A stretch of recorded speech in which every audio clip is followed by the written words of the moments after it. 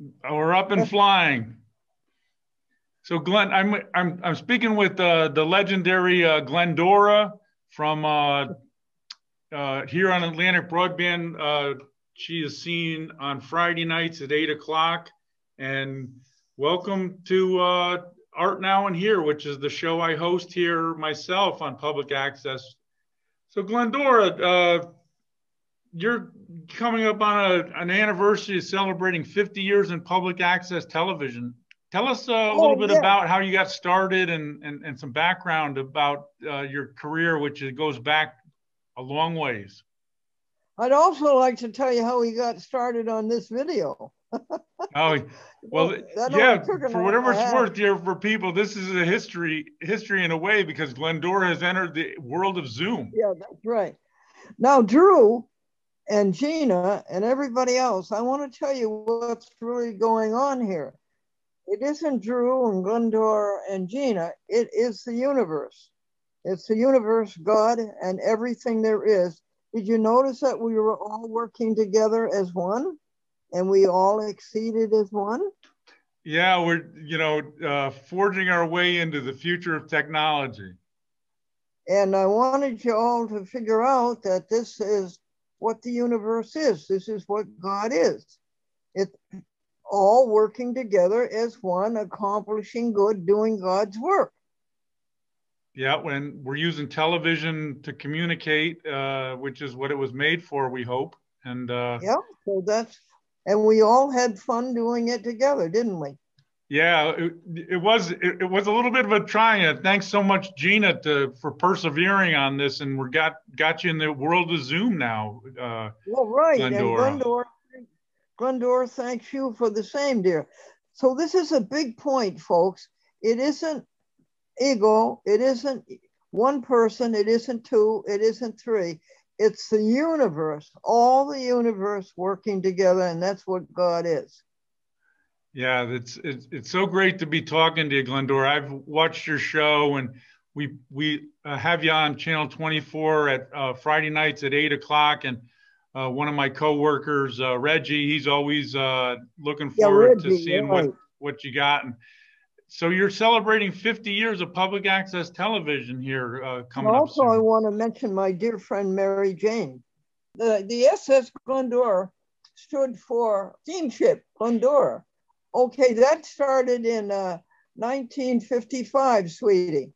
I was a captain, and the darling little children who came on and got into the uniforms, they were the mateys. So that was, as a frame of reference, that was something like what some people down here saw, like Captain Kangaroo, or a local origination, broadcast kids show. Well, it was a lot more educational, a lot more children than Captain Kangaroo. We had about, I would say 10 youngsters on the program all at once. They were mateys of the ship. They were running the SS Glendora, all hands on deck, back to your duties, full speed ahead. And then that was the first show. Yeah, that's the first show, right, honey? Then the second show was the Satellite 6 in Glendora. Right, and I've seen pictures of the set. You guys definitely had a really futuristic set. Oh, it wasn't that a set, and I'd like to give credit to Jim Fisk, who designed that whole set. He went out, folks, and got an old globe, and he turned that into a satellite, and he put wires coming out of it. And then he had for the constellations of the universe, he had Porky Pig and Daffy Duck. These were all Warner Brothers. Yeah, it was billed as a space-flavored cartoon show. Oh, Tweety Bird. Tweety Bird and Sylvester. I saw a bird. I did see a bird. It's a Tweety Bird. And then I saw a pussycat. You remember that?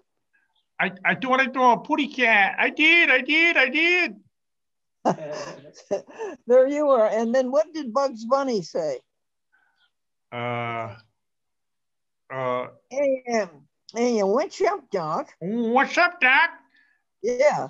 And then Elmer Fudd was his nemesis, and I grew up on all that stuff. That's great. And then you also had a Felix the Cat fan club too on that show. And what did Porky Pig say? That's all, folks. And wait, there was another one, Sylvester the Cat. Yeah, Sylvester and Tweety were having at it pretty good most of the time. Yeah. Yeah, that was a great era of television, needless to say. And yeah, you were doing a show back, I guess. What were the years of that? Do you remember? Yes, 1955, 1956. Right. And so that was a local origination show, and it was picked up, from what I understand, was also broadcast in Boston, right? Yes, it was, dear. On WBZ, and WBZ's still around. Yeah, oh yeah, WBZ still dominates television in New England. There's no question about it.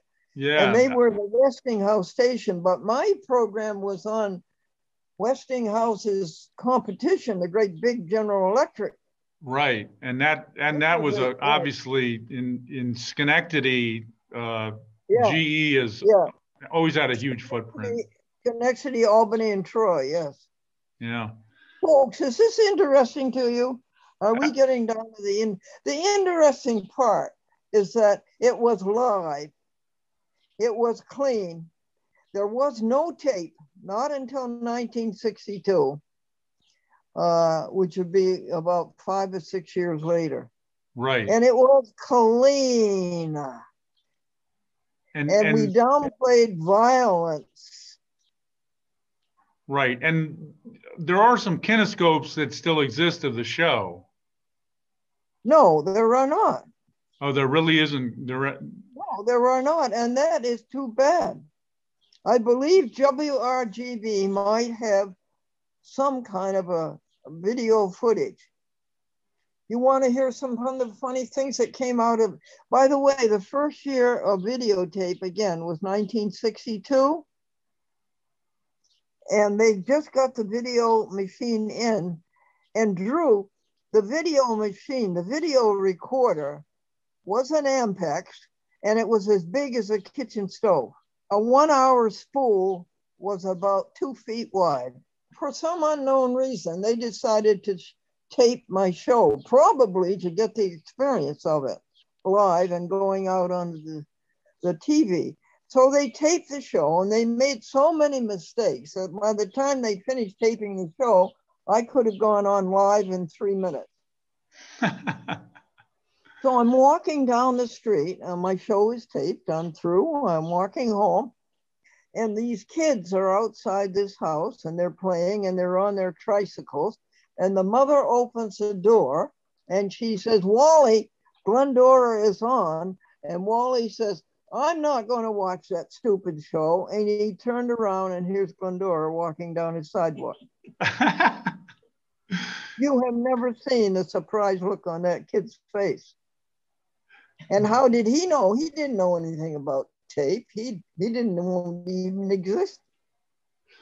Tell me some more funny stories about your interactions with fans when you saw them in the street, and here you were a television personality, and you know. Oh yes, and you just can't believe when you're a children's show person how big a personality you can be to them. You are everything. Right. I was always, as a kid, my mother met Mr. Green Jeans, who was on the Captain Kangaroo show, and I had an autographed picture of Mr. Green Jeans as a kid, and I always thought that was just the greatest. Oh, definitely. Where is it now, this picture? It's somewhere. I have it in a book of photos. And as I say, this was a huge TV station. This was prestigious General Electric, WRGB, which had been broadcasting since 1928. And here we are in the year 1962. So the show was taped, and I lived in Buffalo at the time. I would commute. And so I went home Friday night. And this other little boy came in to be on another live children's show. And he ran up to the desk and the General Electric secretary, and he said, "Can I please see Glendora?" And she looked down at him and she said without thinking, "Glendora isn't live today." Yeah, that's she said the look on that poor kid's face. Yeah, that's funny. It reminds me of the movie American Graffiti, where the character played by Richard Dreyfuss goes out and meets Wolfman Jack, and he's he's this voice on the radio, and then he goes and meets him, and sort of a strange, funny scene there. And Wolfman Jack says, "Have a popsicle." But it must be funny, to this day to meet people and interact with them, and all they know of you is as a television personality. I had one sponsor. He ran the Junior Bootery, and he says, "I'm giving away lollipops, and I want Glendora all the time she's doing my commercial to be eating a lollipop." So I was going around interviewing these dear children, and I had the lollipop, and then I had an RCA lavalier microphone in my hand, which is about the same size as the lollipop. And this kid was just about to knock over the flat, and I gave him an evil eye to quiet him down. And then instead of putting the lollipop in my mouth, I put the microphone in my mouth. Oh, that's too funny. So let me go backtrack too. So you actually started in radio, and you were a script reader. I don't know, the term script girl, I guess, was one term I see. That's right. I was a script girl, which meant that I really wasn't a script girl. I was really running the mimeograph machine at NBC Hollywood basement. And you had occasion to work with Bob Hope earlier in your career. Oh, yeah. No, I didn't work with him, but I saw him on several occasions. I saw him, first of all, at NBC Radio in Studio A. And then I saw him again there and again. And I was a fan of Bob Hope, and I had 4 13 by 15 scrapbooks of pictures of him. And I showed them to him. And he said to his agent, "She has more pictures of me than you do." And then I left him too. I said, "Would you like these?" And he said, "Yes." And I said, "Where do you want me to take them?" And he said, "Take them to my office in North Hollywood." So I went out one day and went to his office and left the 2 scrapbooks.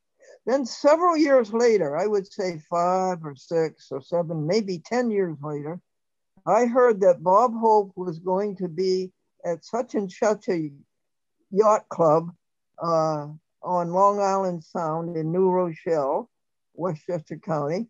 And I said to myself, "Well, I'm going down to see Mr. Hope." And I was sitting around, and 3 men came into the room where I was sitting.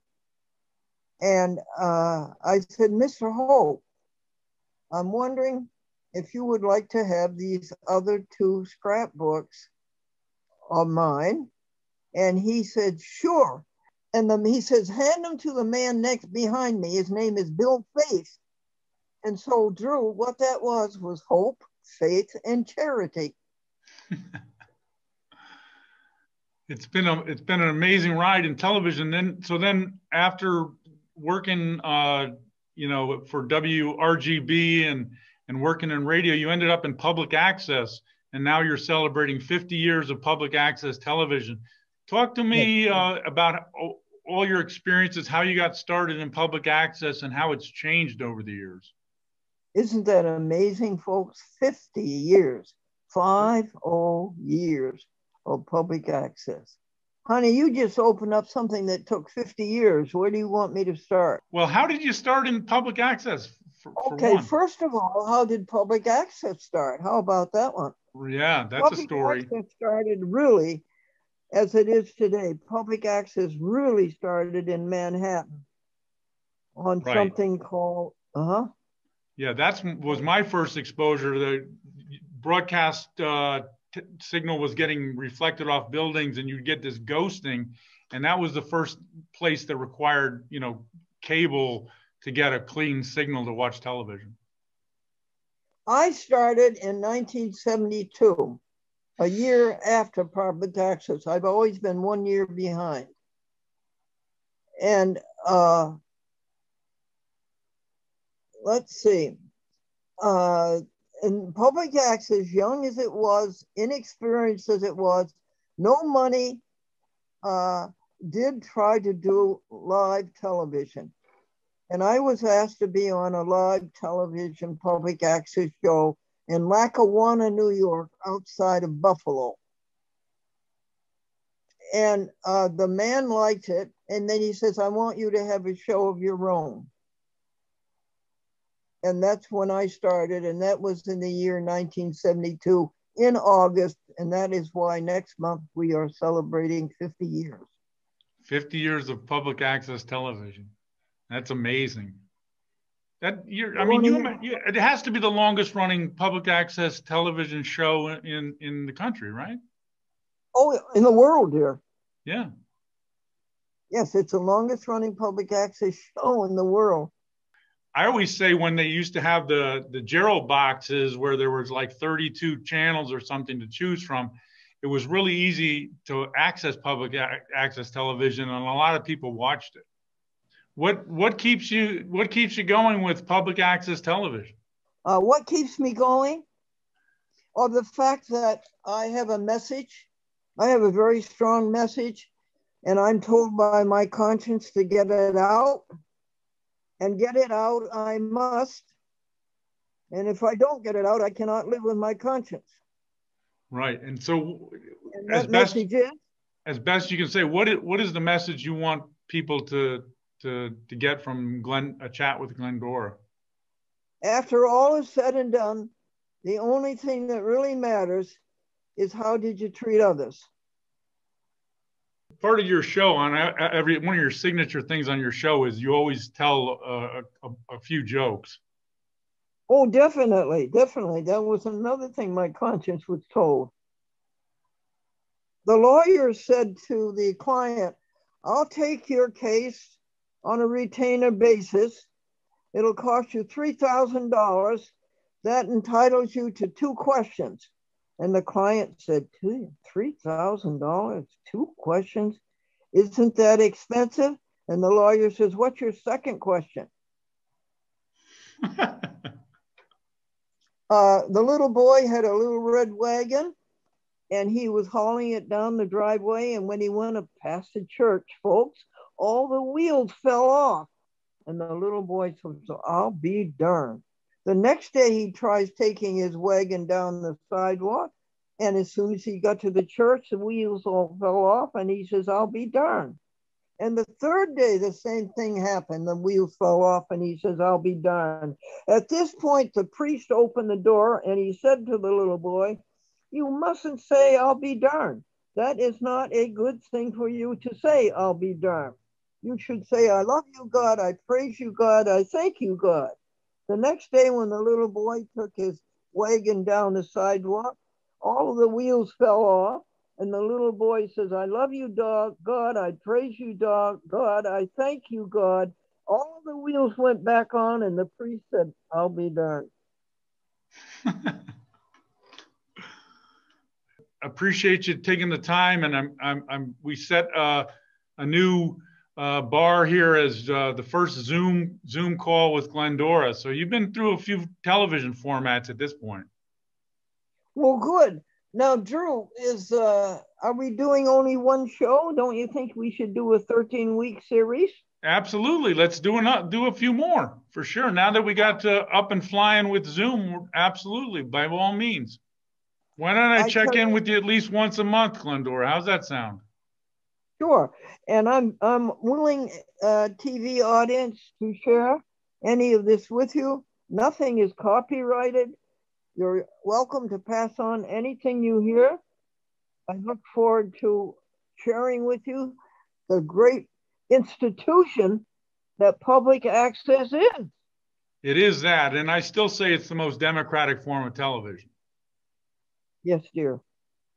Thanks so much, Glendora. And I'm gonna, if you can, I'll send you a copy of this, and you can do whatever you want to do with it on your public access show. How many stations really? do you send out the show to? I can put this on my 75 TV stations? Absolutely.